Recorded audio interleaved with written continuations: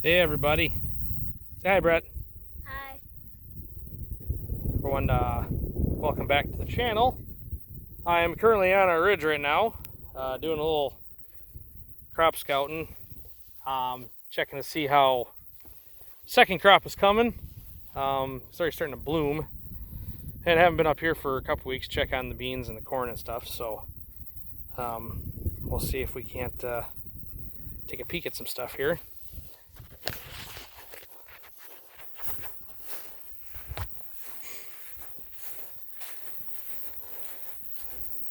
Hay, I remember when we cut hay, it was definitely dry, cut the first crop.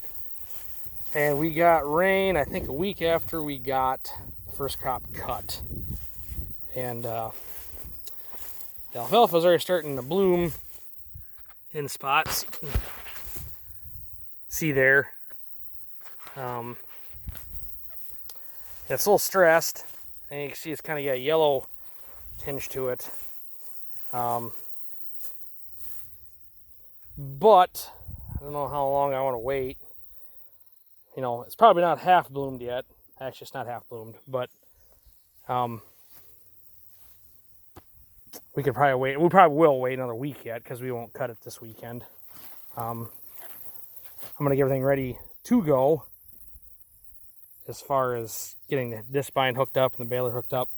I think we're going to try our luck with 986 and the baler. We'll see how that works, but there's another hayfield over that way. That one's a new seeding. That was oats last year. That's pretty good alfalfa. It's not very tall though. I mean, we didn't fertilize after first crop because it hadn't rained, so I didn't want to waste the time and effort and the money on putting fertilizer if it wasn't gonna rain. But like always, hindsight's always 20/20. And probably should have, but I'm sure we'll put some fertilizer down after we get done with this here, because we've had some pretty nice rain now. I mean, we're definitely still dry yet, but we're better than what we were. So corn's looking good. It is July 3rd, so I guess we can probably make that a obligatory knee high by the 4th of July post. But I mean, I'm holding it at head high right now, so it's, you know, it's all of 6 foot at this point now, or close to it. But yeah, and the corn on the bottom actually looks better than this. So it was I tell you what, 3 weeks ago it was not a good situation. I was pretty scared that we weren't going to have anything, and I guess we could take a turn for the worse at this point too yet, and we might not get anything, but definitely feel better than I did 3 weeks ago. So and then the beans over here, these look 10 times better than my beans in the bottom do. That makes me feel better too, because I can see my bean fields in the bottom from my house, and it's kind of disgusting.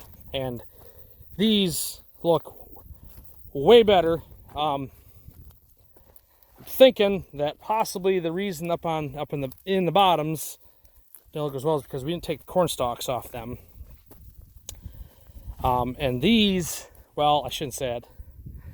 Like these fields up here, we took the corn stalks off from, and then like with these down here on the bottom here, we didn't take the stalks off from. And I'm wondering, and these actually ran the soil finisher over, because if you remember when we baled the corn stalks, it was windier than heck outside. So all the corn stalks basically blew off the field.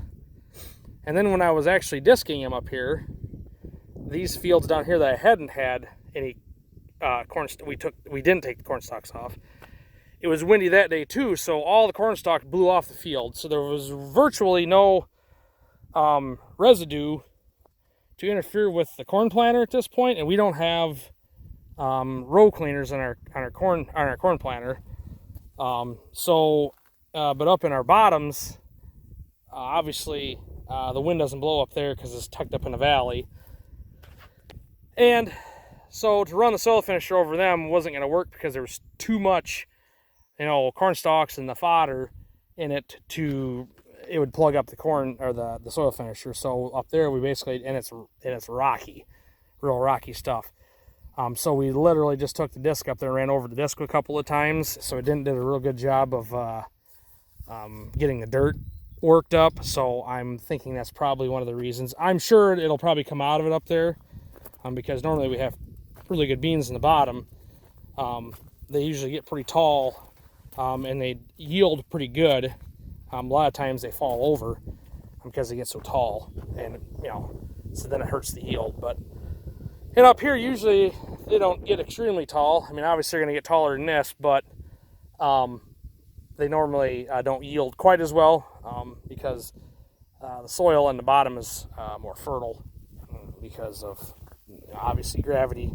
The topsoil from up here over time is washed into the bottom as long. With fertilizers and stuff like that, the soil on the bottom, albeit isn't as good a soil as far as rocks. It's a lot more rocky. Again, the gravity thing where everything runs downhill while rocks roll downhill. So at this point, so the beans look really good up here, and there's an alfalfa field over there. That's that one's an old alfalfa field. We contemplated actually planting corn into that this year, but how we'd go one more year. So I'm guessing that field down there probably will be alfalfa, or will be corn next year. And then I'm gonna guess that, I think I'm gonna try it. Not for sure what field I'm gonna do. Maybe one of these over here. But I want to seed down a soybean field next spring. We'll see how that goes, and we might even seed down a cornfield. Maybe one of these. There's 2 strips right here. We might actually seed down that soybean field right there behind the 4-wheeler, and then that cornfield that's right there next to it, because that would make one continuous field around the whole ridge. So that might be what we do. So anyway, thought I'd give you a little tour or crop scouting, see how it looks. I'm kind of surprised with the beans, actually. I got some flowers coming here on some of these, so they're coming along pretty good. So it's say we'll have everything ready this afternoon for cutting, and Brett's over here hammering away on stuff that he probably shouldn't be hammering away on, should you? Look at that, it's got bungee cord just stretched everywhere.